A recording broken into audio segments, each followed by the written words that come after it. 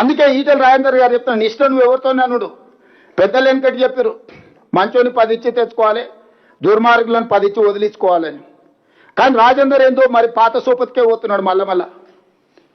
అందుకే రాజేందర్ చెప్తున్నా, మీ కిలాడి కమిటీని తీసుకొని వెళ్ళు, జలశక్తి మినిస్టర్ దగ్గరికి ఎన్డీఎస్ఏ కమిటీ చైర్మన్ విలు. ఎన్డీఎస్ఏకు మేము ప్రాజెక్టు, నేను ఉత్తమ్ కుమార్ రెడ్డి గారిని, బట్టి విక్రమార్క గారిని పంపిస్తా. ఎన్డీఎస్ఏకి మేడిగడ్డ అన్నారం సుందీల ప్రాజెక్టులను మేము అప్పచెప్తాం.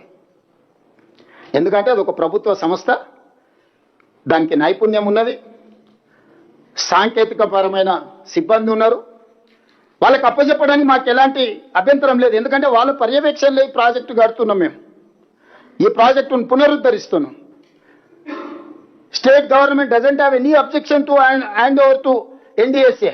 We are there to hand over this project to Medgatta Annaram Sundilla to NDSA authority, not this Kiladi committee.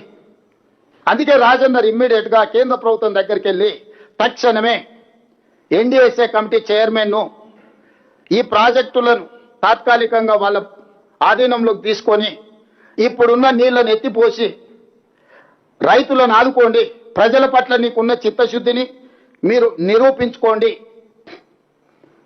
మాకు ఎలాంటి అభ్యంతరం లేదు. మేంగా గేట్లు మూసి నీళ్లు ఎత్తిపోసే పరిస్థితి లేదు. గేట్లు మూయకుండా నీళ్లు ఎత్తడానికి కుదరదు.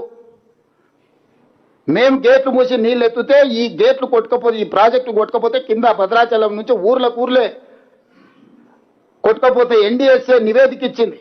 ఇది చట్టబద్ధం. ఎన్డీఎస్ఏ ఇచ్చిన ఆదేశాలను పాటించకపోతే they are liable for punishment with criminal prosecution.